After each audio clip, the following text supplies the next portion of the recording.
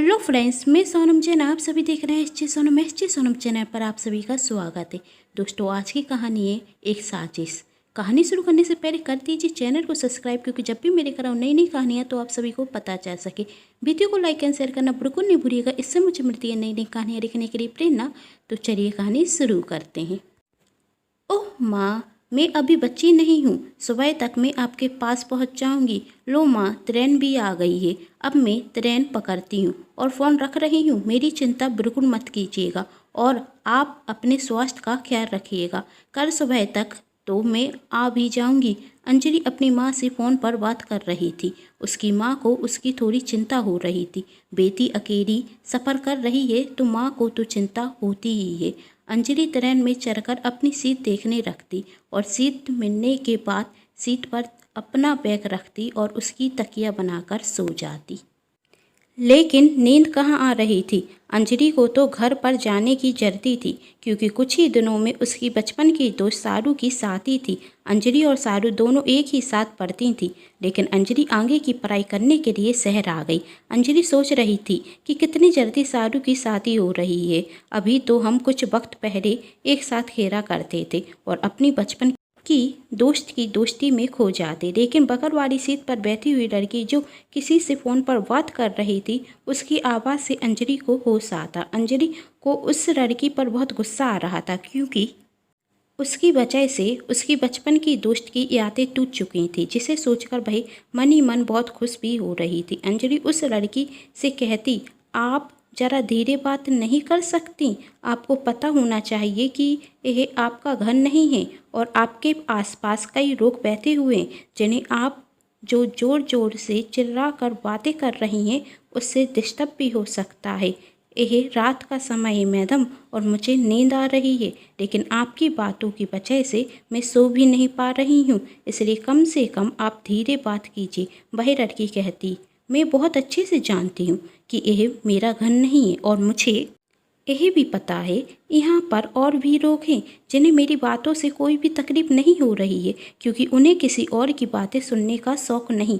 आपको ही है किसी दूसरे व्यक्ति की बातें सुनने का शौक़, इसलिए सिर्फ नींद आपकी ही टूटी है, यहाँ पर मौजूद किसी और व्यक्ति की नहीं। अंजलि, तुम तो शक्ल से ही एक नंबर की घमंडी रख रही हो, इसलिए तो तुम्हें बात करना तक नहीं आती। वही लड़की, तुमने मुझे घमंडी कहा? अंजलि, हाँ कहा तो। दोनों में बहसबाजी होने लगी। तभी ट्रेन में और भी व्यक्ति जो बैठे हुए थे वह दोनों से कहते, तुम दोनों शांत हो जाओ, हम सबको नींद आ रही है, यह कोई डरने की जगह नहीं है। वह लड़की और अंजलि शांत हो जाती। वही लड़की अंजलि से कहती, मेरी वजह से नहीं, तुम्हारी वजह से लोगों की नींद डिस्टर्ब हुई है, और चली मुझे ज्ञान देने। अंजलि को उस पर गुस्सा तो बहुत आ रहा था, लेकिन वह आसपास देखती और शांत होकर सो जाती। अंजलि को नींद लगी हुई थी कि तभी उस लड़की का फ़ोन फिर बजता, जिसकी वजह से अंजलि की नींद खुल जाती। अंजलि को फिर से उस लड़की पर गुस्सा बहुत आ रहा था, लेकिन वह अब कुछ नहीं बोलती। वह लड़की किसी से फ़ोन पर बात कर रही थी। तुम चिंता मत करो, मैं घर से भागते वक्त पैसे भी लेकर आई हूँ, जिससे हम दोनों बहुत खुशी से रहेंगे। तुम्हें किसी भी बात की फ़िक्र करने की कोई भी ज़रूरत नहीं है। बस अब मैं तुम्हारे बगैर नहीं रह सकती। अब कुछ वक्त ही बाकी है जब मैं तुमसे शादी करूँगी। अब तो मुझसे इंतज़ार ही नहीं हो रहा है कल सुबह तक का। कल सुबह मेरी और तुम्हारी शादी होगी, ये सोचकर मुझे तो नींद भी नहीं आ रही है। तुम भी कितना सोचते हो। मैंने कहा ना कि मैं घर से आते वक्त पैसे भी लेकर आई हूँ। तुमने कहा था कि अपने साथ पैसे लेकर आना, तो मैं पैसे लेकर आई हूँ ना। और कितनी बार पूछोगे एक ही बात? हाँ बाबा, मैंने पैसे संभाल कर अपने बैग में रखे हैं, किसी को कुछ पता नहीं चलने वाला। लेकिन तुम इतनी बार पूछोगे तो किसी ना किसी को संदेह जरूर हो जाएगा। अब तो मुझे सुबह होने का इंतज़ार है, कब सुबह होगी और कब मैं तुमसे मिलूँगी और फिर हमारी शादी होगी, कहकर वही लड़की फ़ोन रख देती। यही सब बातें अंजलि भी सुन रही थी। अंजलि से रहा नहीं गया और उसने उस लड़की से पूछा, किससे बात कर रही थी तुम? वही लड़की, तुम्हें हर बात बताना ज़रूरी होता है क्या? अंजलि कहती, वैसे मुझे तुमसे कोई मतलब नहीं है और मैं तुम्हें जानती भी नहीं हूँ, लेकिन तुम्हारी बात सुनकर मुझे कुछ गड़बड़ लग रही थी, इसलिए मैं पूछ रही हूँ। ऐसा लग रहा था कि जैसे तुम एक बहुत बड़ी साजिश में फंसी हुई हो। इसलिए बस तुम्हारी मदद करना चाहती हूँ। वह लड़की, तुम अपने से मतलब रखो, मेरी परवाह करने की तुम्हें कोई ज़रूरत नहीं है। अंजलि, मुझे भी तुमसे बात करने की कोई ज़रूरत नहीं है, लेकिन एक इंसान होने के नाते तुम्हारी मदद कर रही हूँ। तुम्हें सिर्फ इतना बताना चाहती हूँ, तुम अभी जिस लड़के से बात कर रही थी वही लड़का तुमसे नहीं, तुम्हारे पास जो पैसे हैं उससे प्यार करता है। वही लड़की गुस्से में कहती, मैंने सही सोचा था तुम्हारे बारे में, तुम्हें दूसरों की बात में कुछ ज़्यादा ही इंटरेस्ट है।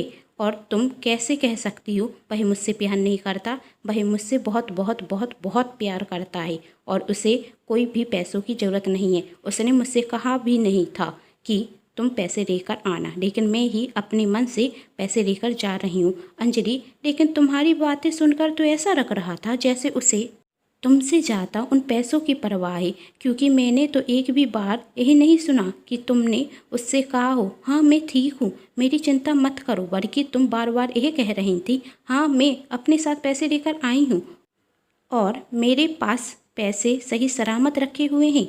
बुरू, क्या उसने एक बार तुमसे पूछा कि तुम ठीक हो? मैं सच कह रही हूँ, वही लड़का तुमसे नहीं तुम्हारी दौलत से प्यार करता है, तुम्हें फंसाया जा रहा है। वही लड़की कहती है, बहुत हो गई तुम्हारी बकवास, और सुन ली बहुत मैंने। तुम तो मेरे बॉयफ्रेंड को जानती तक नहीं, तुमने तो उसे देखा तक नहीं, फिर उसके बारे में ये सब कैसे कह सकती हो? किसी के बारे में गलत कहने के पहले एक बार सोच तो लिया करो। क्या तुम्हें सिर्फ अपना मुंह चलाना ही आता है? और तुम बहुत होशियार समझती हो ना अपने आप को, बहुत ज्ञान देने का शौक़ है तुम्हें। तो अब मैं तुम्हें एक ज्ञान की बात बताती हूँ कि जब तुमसे कोई ज्ञान नहीं मांगे तो उसे देने की कोई ज़रूरत भी नहीं होती। और अपने काम से मतलब रखो। अब मैं एक भी शब्द सुनना बर्दाश्त नहीं करूँगी। मैं उसे पिछले 2 वर्ष से जानती हूँ। और तुम कहना क्या चाहती हो? मैं अपने बॉयफ्रेंड को 2 वर्ष में नहीं समझ पाई और तुमने सिर्फ 2 मिनट की बातें सुनकर समझ लिया? और रही बात, वही मुझसे पैसों के बारे में क्यों पूछ रहा था, तो सुनो, बार बार पैसों के बारे में सिर्फ इसलिए पूछ रहा था क्योंकि उसे मेरी चिंता है। मैं अकेली इतने सारे पैसे लेकर एक ट्रेन में बैठी हुई हूँ, तो वह मुझसे पूछेगा ही ना कि मैंने पैसे ठीक ठाक रखे हुए हैं या नहीं। इस पर कोई शक करने वाली बात तो नहीं है। अंजलि, मुझे भी किसी और की बात सुनने का कोई शौक़ नहीं है, और तुम एक बार मेरी पूरी बात तो सुन लो। वही लड़की, अपनी बात अपने तक रखो, मुझे सुनाने की कोई भी ज़रूरत नहीं है। अंजलि, ठीक है, मान लिया कि तुम्हारा बॉयफ्रेंड तुमसे बहुत प्यार करता है और उसे पैसों की कोई परवाह नहीं है, वही सिर्फ तुमसे प्यार करता है और तुम्हारे पास जो पैसे हैं उससे उसे कोई भी लेना देना नहीं है। चलो मान लेती हूँ, मैं तुम्हारी बात मान लेती हूँ, लेकिन तुम मुझे एक बात तो बताओ। वही लड़की, कौन सी बात? तुम इस तरह भागकर शादी क्यों कर रही हो? वही लड़की, तो क्या करूं, मेरे परिवार वाले तो मेरी उसके साथ शादी कराने के लिए राजी भी नहीं हो रहे हैं। अंजलि, क्यों? वही लड़की, क्योंकि अभी वह कोई नौकरी नहीं करता। मेरे परिवार वालों को लगता है उसे अपनी जिम्मेदारियों का एहसास नहीं है, लेकिन मैं जानती हूँ वह कितना सही है। लेकिन मुझे विश्वास है कि उसे बहुत जल्द एक अच्छी नौकरी मिल जाएगी, और जिससे प्यार किया है उस पर विश्वास करना भी ज़रूरी होता है।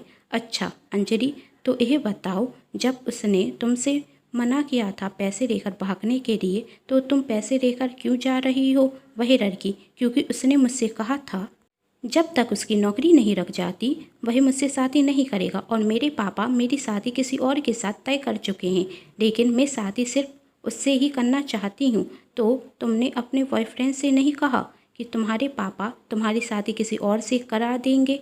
कहा, लेकिन उसने कहा कि वह मुझसे बहुत प्यार करता है, लेकिन ज़िंदगी जीने के लिए पैसे भी तो चाहिए, और जब तक मेरे पास एक अच्छी नौकरी नहीं होगी तो मैं तुम्हें वही सुख सुविधा कैसे दे पाऊँगा जो तुम्हें हमेशा अपने मायके से मिलती रही है। उसे तो मेरी चिंता थी, इसलिए मैंने उससे कहा मेरे पापा वैसे भी मेरी शादी में बहुत खर्च करेंगे, तो वही सारे पैसे लेकर मैं तुम्हारे पास आ जाती हूँ। उसने मुझसे मना किया था, पैसे भी तुम्हारे परिवार के लोग मुझे पसंद नहीं करते, और तुम पैसे लेकर भागोगी तो उन्हें लगेगा कि मैंने तुमसे शादी सिर्फ पैसे के लिए ही की है। मैंने कहा मुझे कोई फ़र्क नहीं पड़ता इन सब बातों से, और मैंने उसे मना लिया। उसने कहा, जैसा तुम्हें ठीक लगे तुम वैसा करो, तुम्हारी खुशी में मेरी खुशी है और तुम पैसे लेकर ज़रूर आना, मैं तुम्हें नहीं रोकूंगा। और मैंने उससे कहा कि मैं आज ही भाग रही हूँ और पैसे लेकर भी आऊँगी। अंजलि मान गई कि तुम्हारा बॉयफ्रेंड तुमसे सच में बहुत प्यार करता है, लेकिन तुम्हें नहीं लगता तुम्हें अपने प्यार की परीक्षा भी देनी चाहिए। वही लड़की, तुम कहना क्या चाहती हो? मैं परीक्षा क्यों लूँ और कैसी परीक्षा? अंजलि, अब जब तुम अपने बॉयफ्रेंड से स्टेशन पर मिलने जाओगी तो उससे कह देना कि तुम जो पैसे अपने साथ लेकर आई हो वही चोरी हो गए। लेकिन भगवान का शुक्र है मुझे कुछ भी नहीं हुआ, क्योंकि मुझे तो तुमसे मिलना ही था। अब पैसे हो या ना हो, पर आज हम शादी ज़रूर करेंगे और मिलकर थोड़ा बहुत कमा भी लेंगे, जिससे हमारी ज़िंदगी आसानी से निकल जाएगी। और वैसे भी मेरे लिए ज़रूरी सिर्फ तुम हो, वही सब सुख सुविधा नहीं जो अभी तक मेरे पापा ने मुझे दी है। जब मैंने तुम्हारे लिए अपने पापा का घर छोड़ दिया तो मुझे उन सुख सुविधाओं की आदत भी छोड़ देनी चाहिए। और जब तुम्हारा प्यार साथ है तो मुझे और किसी चीज़ की क्या ज़रूरत। बोरो तैयार हो? अंजलि ने उस लड़की से कहा। अभी तक तो उस लड़की ने कुछ भी नहीं कहा, लेकिन अब वही लड़की क्या निर्णय लेगी? क्या अंजलि के कहने पर वह अपने प्यार की परीक्षा करेगी या नहीं? क्या सच में उस लड़की का बॉयफ्रेंड उससे नहीं उसकी दौलत से प्यार करता है? जानने के लिए कहानी का नेक्स्ट पार्ट जरूर देखें, जिसके लिए कर लीजिए मेरे चैनल को सब्सक्राइब, क्योंकि जब भी मैं लेकर आऊँ कहानी का नेक्स्ट पार्ट तो आप सभी को पता चल सके। कहानी पसंद आने पर चैनल को सब्सक्राइब, वीडियो को लाइक एंड शेयर जरूर कीजिएगा। Thanks for watching.